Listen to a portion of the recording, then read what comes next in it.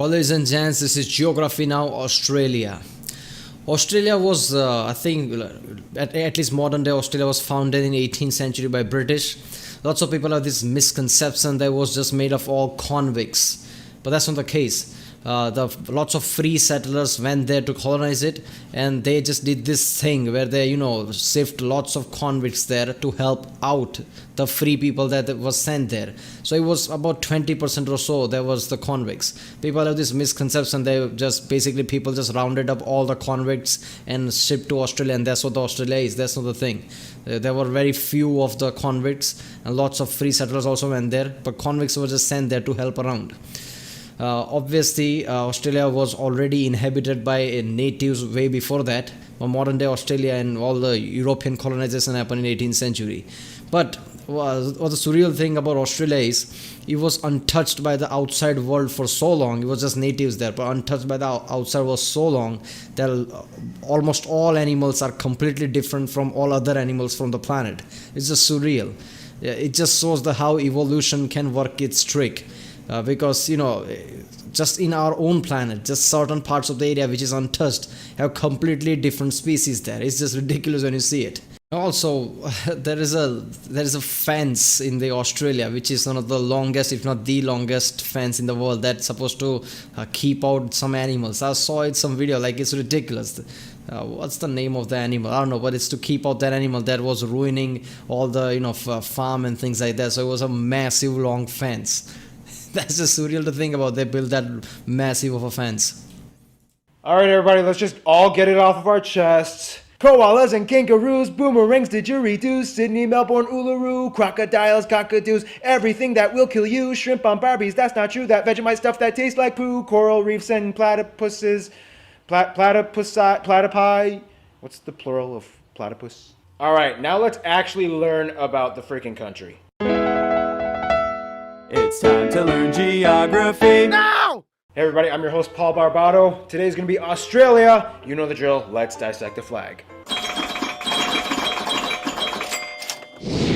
The Australian flag has a blue field with a Union Jack on the upper hoist corner to represent that it was a former colony and a current Commonwealth of the United Kingdom, with a large star under it representing the Commonwealth, and the 5 stars on the right, the Alpha, Beta, Gamma, Delta, Epsilon Crucis, to the right representing the Southern Cross constellation. Alright, that was fun. Now let's discuss about the borders.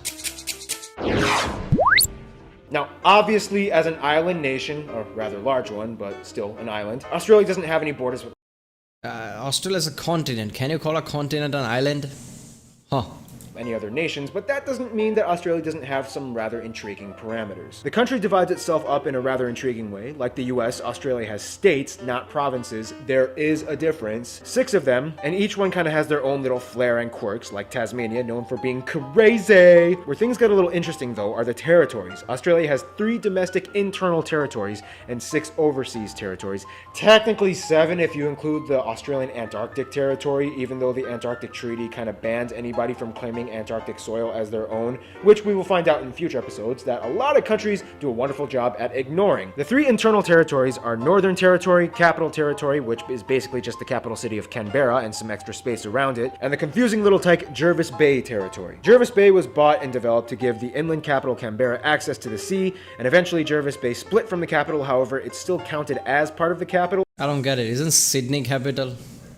Are there different sections inside the Australia that makes it different countries? I don't know. In elections, it's a little confusing, even though it really doesn't have much going for it, except for a small navy base and beaches that it kind of took from other neighboring towns. The most dramatic border area, though, would have to be the middle of Australia. For years, this slab of land didn't exactly quite know how to distinguish itself and has gone through 4 transitions in the past century. First, it was all South Australia, which didn't quite make sense because parts of it touched the northern parts of Australia, so it split into 2, 1 state and 1 territory.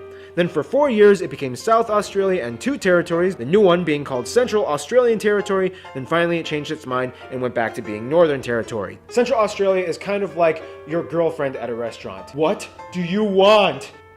What do you want? It's not that simple! Finally, we reach the overseas territories. Although Australia has over 8,000 islands under its sovereignty, 6 of these islands operate as distinct territories, some of which sustain themselves with permanent populations. They are Ashmore and Cartier, the Cocos or Keelings Islands, Coral Sea Islands, the Heard and McDonald Islands, and the popular holiday spot Norfolk Island, and the pleasant Christmas Island that gets attacked by huge coconut crabs every year. Finally, Australia is home to arguably the most micronations in the world. Places like the Principality of Wye, Rainbow Creek, the Empire of Atlantium, and more. These nations were developed by either small groups of people or a single person because they were doing things like protesting taxes and wanted to claim autonomy, or they were just kind of bored and decided to amuse themselves. But still, hey, they tried. All right, now let's talk about the landscape, shall we?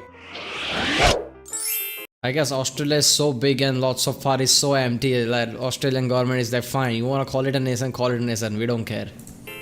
Okay, not all of Australia is a desert, okay? Only about 35%. Okay, so besides Antarctica, Australia is the driest continent on the planet, which explains why, yes, 85% of the population lives along the edges of the country within 50 kilometers of the coast. Nonetheless, a lot of places, specifically around the coasts, actually have very temperate and even tropical landscapes. By the north, you find tropical zones and wetlands and rainforests. By the far edges on the east and west, you can find subtropical zones with lighter forests and plains. A little bit inland, close to the interior, you find grasslands and flat stretches of semi-arid terrain. In the southeast by Sydney, you find temperate, cooler, arid land with semi-tropical yet slightly dry areas with an abundance of trees and plants. Then of course you have Tasmania, which is on a completely different level of green. Then we reach the deep interior where we hit the great deserts like the Great Victoria and the Great Sandy Deserts. This area is famously known as the Outback. The Outback is essentially the area of Australia with long open stretches of red and orange desert that lays out beyond the horizon with I saw the Top Gear episode of this, series 22,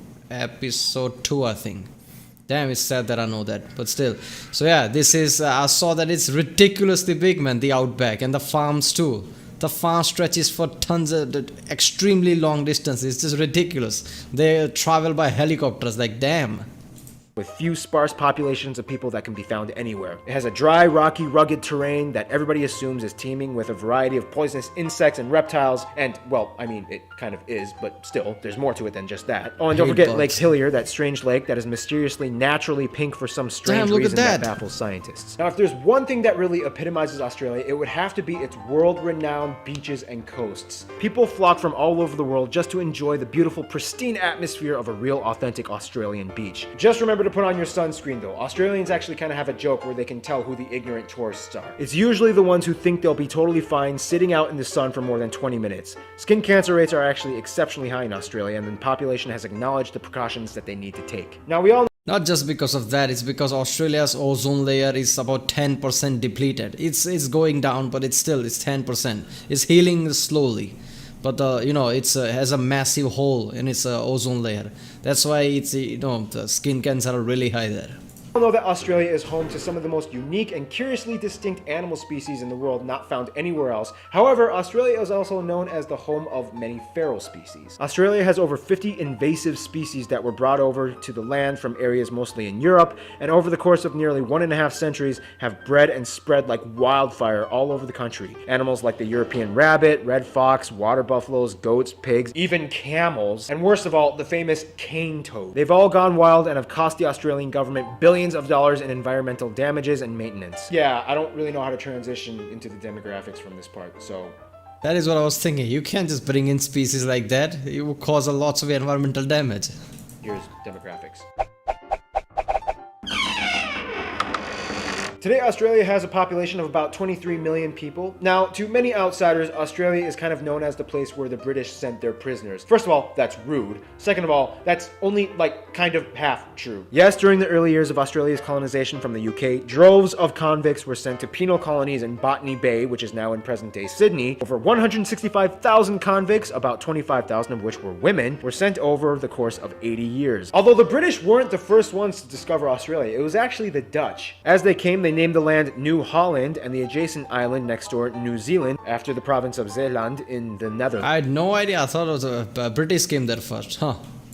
However, as we'll soon discover, the Dutch were really good at discovering places, but kind of not so good at colonizing and maintaining those places for themselves. Yeah. However, most of Australia's population came from natural colonization from British non-convict nationals. Some would argue that Australia was kind of like the UK's version of Operation Backup Plan in case of America goes crazy. After the American Revolution, the UK tried to compensate for lost colonies by re-establishing new ones, and Australia was hot on the list. About 85% of the population is European. Asians make up the next largest minority of about 12%, mostly coming from China and India and other Southeast Asian countries like Vietnam and the Philippines. And by the way, yes, Australia does have black people, not many, but before the Federation began, Africans, mostly from sub-Saharan countries like South Africa, Mauritius, Zimbabwe, and Sudan, have historically resided in Australia. It wasn't until the 60s when African assistance programs allowed many Africans to study and eventually move to Australia. Today, they make up about 1% of the population. One demographic of people that commonly gets overlooked, though, would have to be the native Australians, commonly known as the Aborigines, which make up about 3% of the population. Aborigines are a very unique and distinct people group that come from hundreds of different tribes, each with their own language and dialect, spread throughout the north, south, and central regions. Today, Aboriginal rights are a huge hot-button topic in Australian legislation, and about 22% of the land of northern Australia is Aboriginal owned. In 2013, Aboriginal groups actually banded together and decided to kind of make their own little state called the Murruwarri Republic, independent from Australia. The Australian government, though, doesn't really recognize this claim and just kind of brushes it off with a meh, as long as you don't cause a civil war attitude. Well, as you can see, a lot of people have come to live in Australia, but now let's see how Australia interacts with the rest of the world. Australia is, let's just put it very simply, a very popular country. If this was high school, Australia would be on the top of the social ladder, hands down. Everybody knows something about Australia. When it comes to friends, though, Australia not only goes for the cool kids, but also the strategic ones. Of course, Australia gets along with many of its Asian neighbor nations, specifically China and India, as large numbers of people from those nations live in Australia. Well, China is China. I mean, you need China for the production, basically. Everybody needs China for that. India, well, because of the access to Indian Ocean and lots of other things too, so it makes sense. And they do great business with them as well. Australia gets along pretty well with the islands of Oceania, except Fiji. In 2006, Australia refused to back up a military coup that overthrew the government in Fiji, and since then, things have been a little weird between the two countries. In terms of their best friends, though, of course, New Zealand would have to rank in the top level, and they are basically like siblings that share a very similar culture, language, and histories as former colonies, whereas the UK also has a high priority on Australia's entourage as they make up the largest demographic of people ethnically and as migrants in the country. But finally, we reach the USA. The USA and Australia kind of have a little crush on each other. Australia is always there to back up the US in times when allies are necessary, and They both came from the same place, both came from UK, so they're like, yeah, we are the same. the US, well, I mean, we Americans, we just love Australians. We love their accents, we love their culture, we love their accents, we love their spunky Australian attitude. Because of Crocodile Dundee. That just made everything cool, and since then, yeah, it is kind of cool. Australian actors and everybody is just cool. And we love their sexy, sexy accents. Almost any Australian that comes to the US is immediately loved and welcome, even if they are slightly sociopathic. One sentence with that accent and we are smitten. We love you, Australia. In conclusion, Australia is just, everybody loves Australia. Stay tuned, Austria is coming up next.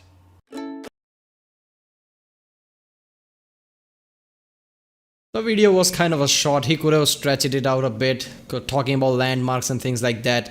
I really thought he was going to talk about some great landmarks, the fence that I talked about, but he didn't. But yeah, Australia is, he's right. Since the Crocodile Dundee movie came out, it's just, everything is just, the Australians are just cool. I mean, they are. Look at the Hugh Jackman, things like that. So yeah. Alright, if you like my reaction, please don't forget to like and subscribe.